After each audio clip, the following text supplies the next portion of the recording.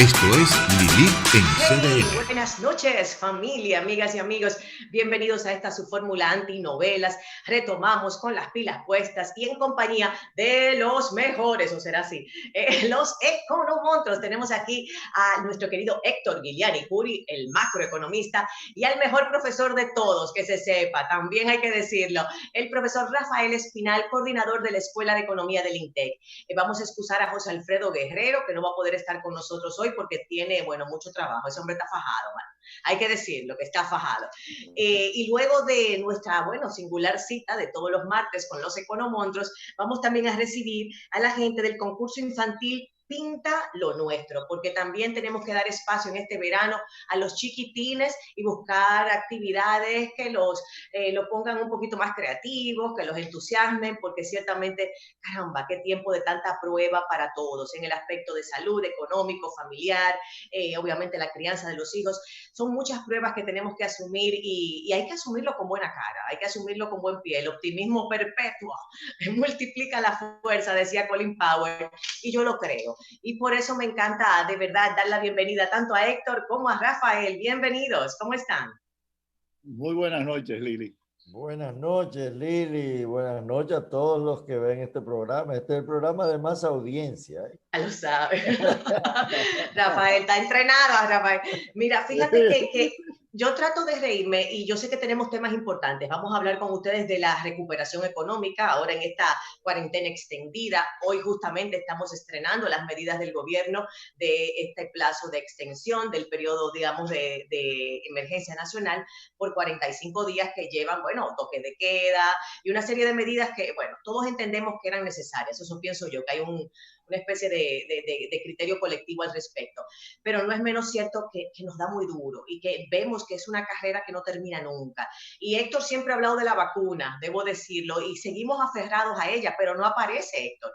Entonces yo les quería comentar, me siento un poquito nerviosa, lo confieso, porque ver imágenes como, y pérdidas como la de Víctor, que son esas voces sonoras, esa gente que uno conoce, y ver en la situación que se despide uno de esa gente querida, también esta señora, la diputada que ganó por el PRM, esas imágenes son muy fuertes cuando uno ve a esa señora entubada tratando de saludar a sus niñas, pero ya con esa mirada en el rostro que señala, que sabe en el proceso en que está.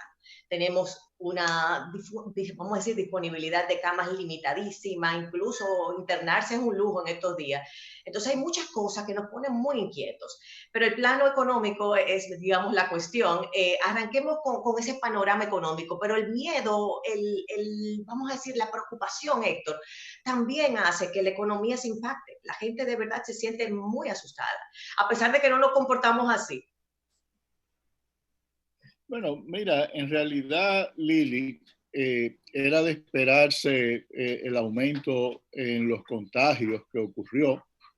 El gobierno tuvo una gran oportunidad de reducir la tasa de contagio del virus y también nosotros como dominicanos y la desperdiciamos. Yo mismo había dicho en este programa que era necesario mantener a la economía en respiración artificial en ese periodo de cuarentena que dictó el gobierno, el actual gobierno, pero evidentemente tuvieron una arrancada muy efectiva tanto en el plano económico como en el plano de combatir la epidemia, pero todo fue relajándose en lugar de ir asegurando cómo es bloques.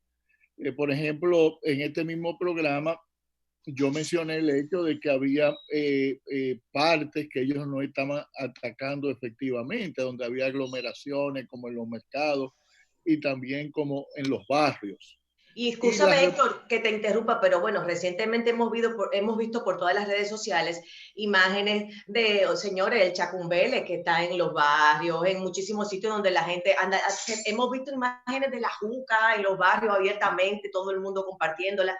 O sea, la pura verdad es que hay muchos dominicanos preocupados, habemos muchos, pero también hay mucha gente con un comportamiento de verdad seriamente imprudente e irresponsable. Bueno, precisamente para eso que tú tienes un gobierno, para que pueda primero a través de la persuasión, el convencer a la persona a cumplir ciertas reglas, y si no, también a través del uso de la fuerza. Pero evidentemente dentro de un periodo electoral, eso para el gobierno iba a ser muy, muy difícil. Yo la perspectiva de la economía no la veo halagüeñas. En realidad la tasa de contagio ha aumentado, el número de contagiados ha aumentado y hubo creo que en el mes de junio un pequeño repunte y julio del gasto del consumo después de la gente estar aislados en su casa por tanto tiempo, pero creo que eso volverá a manifestarse en el futuro, porque evidentemente una gran parte del gasto de consumo es gasto social, gasto en restaurantes, gasto en ropa y gastos en ese tipo de actividades que tienen que ver en contacto con otros humanos. Y los otros días salieron unas estadísticas muy reveladoras de que tanto aquí en la República Dominicana como en Centroamérica el gasto de consumo en bienes no esenciales se había caído y eso va a continuar. Lo que vamos a tener que ver es cómo va a responder el próximo gobierno. Y fíjate, Héctor, y le voy a dar el paso a Rafael ahora, que yo señalaba de situaciones que hemos visto en las redes, en barrios y digamos en lugares de segmentos vulnerables, pero también uno se da un Winston Churchill, para no entrar en detalles, y ve cualquier plaza, un restaurante, y ahí uno se encuentra con cantidad de gente hacinado de a 7 por mesa, solo de tú verlo de lejos. O sea, la pura verdad que la conciencia ciudadana nos está fallando en todos los, digamos, estadios de la sociedad. Y vemos una repercusión, porque a más pandemia y más contagio, pues una prolongación del tema de la reinserción económica, digamos, Rafael. O sea, una cosa va de la mano con la otra, ¿cierto? Sí, mira, yo pienso que el gobierno perdió mucho tiempo porque las elecciones municipales que se celebraron en el mes de marzo, ya había una situación de epidemia, de pandemia declarada por la Organización Mundial de Comercio, y el gobierno a los 2 días, ya en un discurso del presidente, estaba ordenando un cierre desde las 5 de la mañana, desde las 7 de la mañana hasta las 5 de la tarde. Y ese cierre se ordenó por varias semanas, prácticamente por 30 días, y posteriormente siguieron los cierres. Poco a poco se fueron abriendo y se estableció un programa por etapas. Pero al finalizar la segunda etapa y pasar el periodo electoral del día 5 de julio, el gobierno no ha actuado hasta hoy, hasta esto, en el día de hoy que empieza justamente el nuevo toque de queda, y con mucha más flexibilidad incluso que cuando se estableció en marzo, porque cuando se estableció en marzo la mayoría de los negocios se ordenó cerrarlos, los restaurantes, los negocios en general fueron cerrados. Sin embargo, ahora, cuando el pico de la epidemia es mucho más alto, entonces se actúa con una cierta ligereza.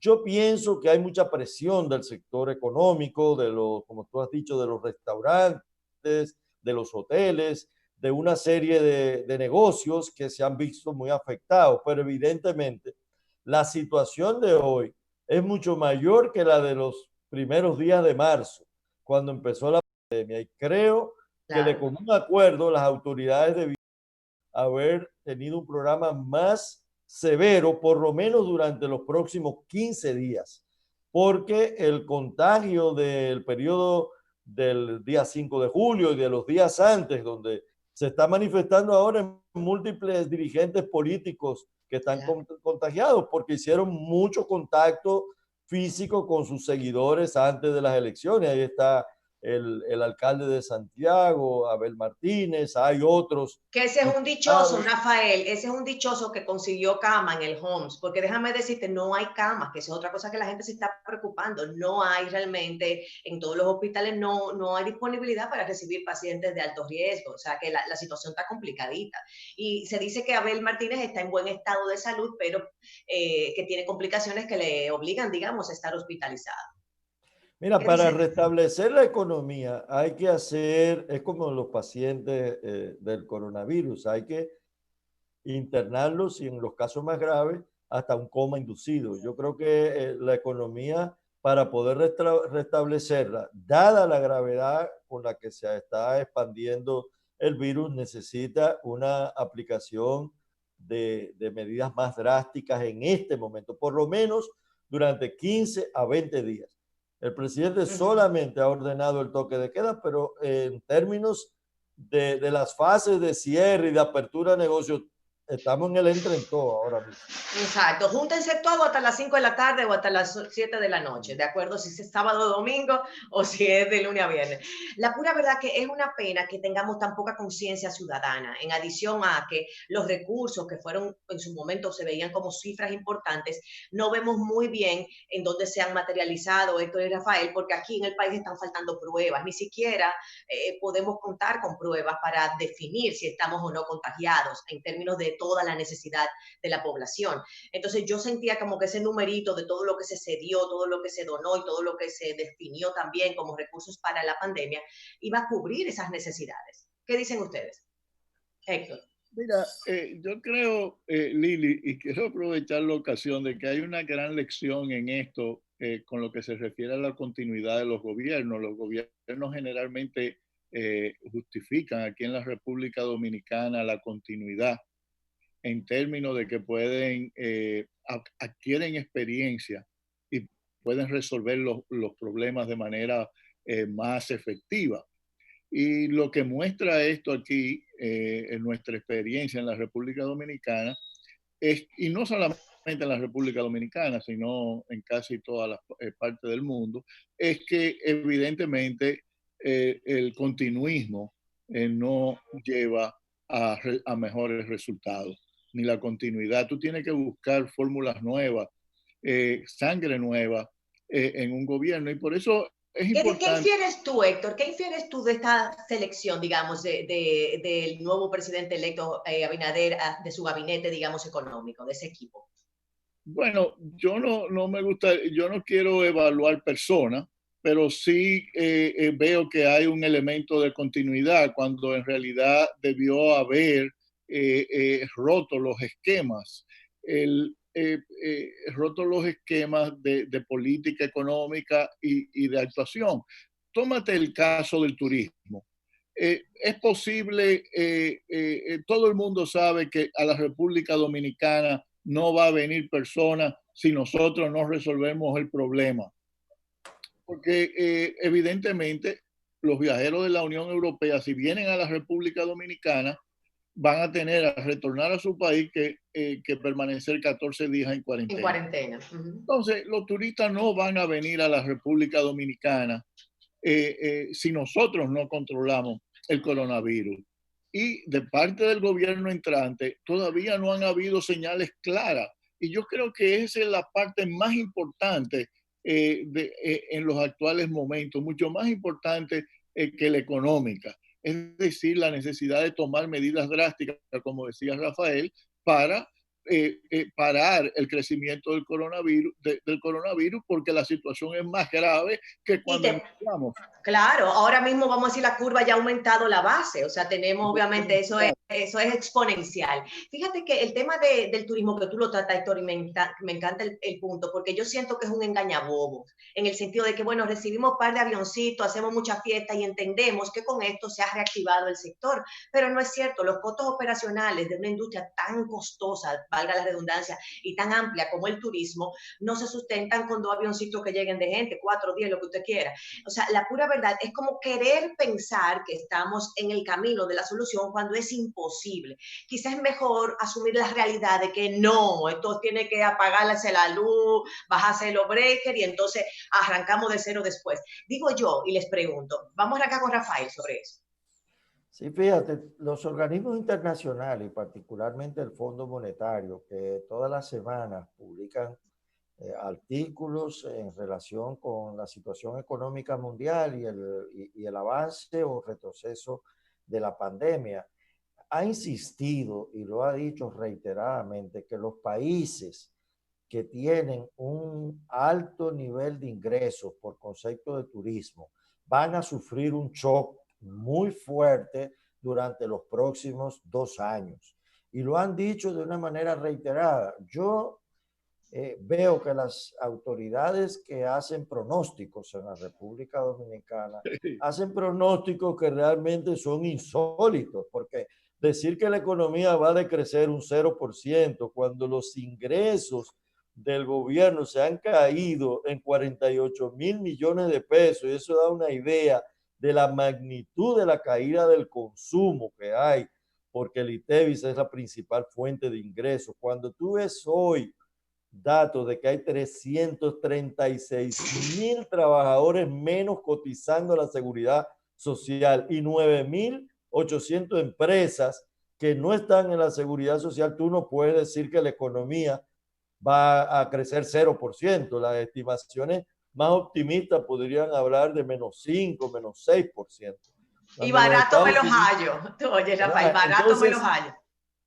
Entonces, abrir los vuelos de manera total, creo que también es un error. Yo creo que hay muchos dominicanos que viven en el exterior, que han regresado en los vuelos, pero eso tiene que ser programado. No puede ser una apertura total como se ha hecho en términos de los espacios aéreos, en términos de todo el tipo de negocios. Incluso el decreto del presidente el día de ayer no establece ningún tipo de programa de apertura económica gradual. Es simplemente un toque de queda. Pero el toque de queda, es. exacto. Nosotros teníamos un programa de una fase 1, una fase 2.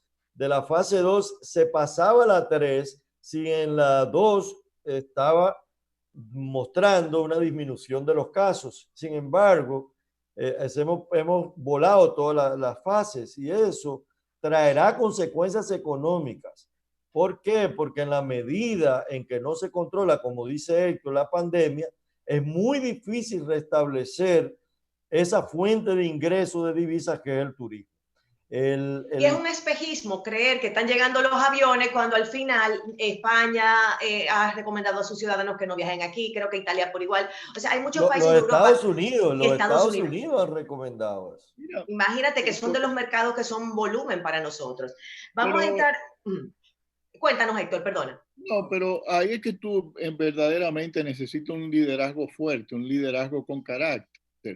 Tú ves nosotros creemos que somos el único país que tiene mucho turismo o que depende de X cosas. Por ejemplo, tómate el caso de Canadá.